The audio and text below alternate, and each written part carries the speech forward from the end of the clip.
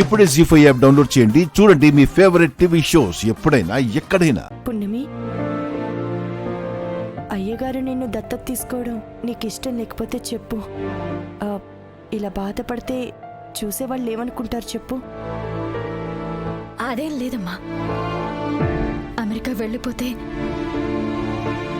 నిన్నెవరమ్మా చూసుకుంటారు, అయ్యగారిని ఎవరు చూసుకుంటారు అని భయపడుతున్నాను అంతే.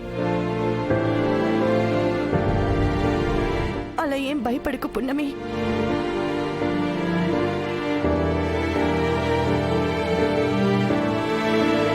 అమ్మా, ఇప్పుడు నన్ను దత్తత తీసుకుంటే నేను అయ్యగారికి మాత్రమే బిడ్డనవుతానా? నీకు బిడ్డని కానా?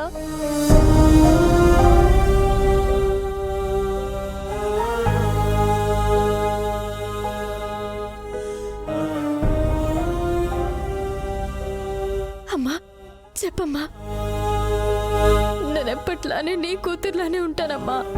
ఏ తల్లైనా తన కూతురి జీవితం అందంగా గొప్పగా ఉండాలని కోరుకుంటుంది పున్నమి.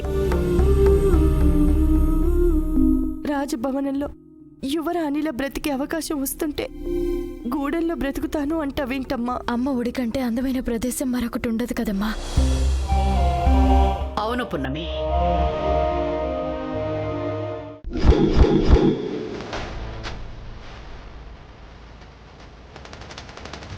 నువ్వన్నట్టు అమ్మ ఒడి కంటే మరో గొప్ప ప్రదేశం ఇంకెక్కడా ఉండదు ఈ ప్రపంచంలో. కానీ ఏ బిడ్డైనా జీవితాంతం అమ్మ ఒడిలోనే ఉంటే కుదరదు కదా.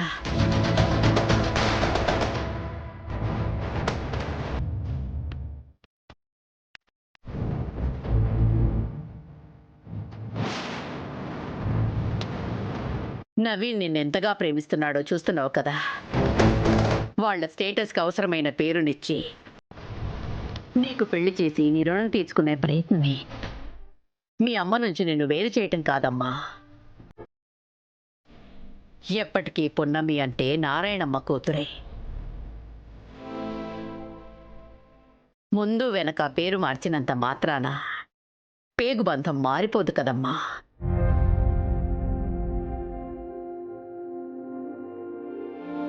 మా ఇంటి వారసురాలి కోసం చేయించిన నగలివి. ఇప్పుడు నువ్వు కూడా మా ఇంటి వారసురాలివే కాబట్టి ఈ నగలు పెట్టుకో. పెద్దమ్మ గారు, ఇవన్నీ ఎందుకు పెద్దమ్మ గారు? నాకొద్దు. నా కొడుక్కి కూతురువి కాబోతున్నావు. 18 ఏళ్లుగా నాన్న అనే పిలుపు కోసం ఎదురు చూస్తున్నాడు నా శివ. ఈ రోజు నుంచి ఆ కల నీ రూపంలో నెరవేరబోతోంది.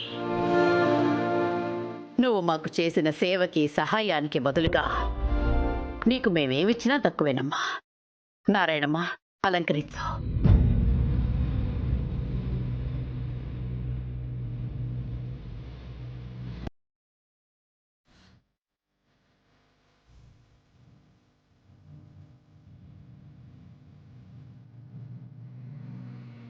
జీ5 యాప్ డౌన్లోడ్ చేసి అన్ని ఎపిసోడ్స్ పూర్తి ఉచితంగా చూడండి.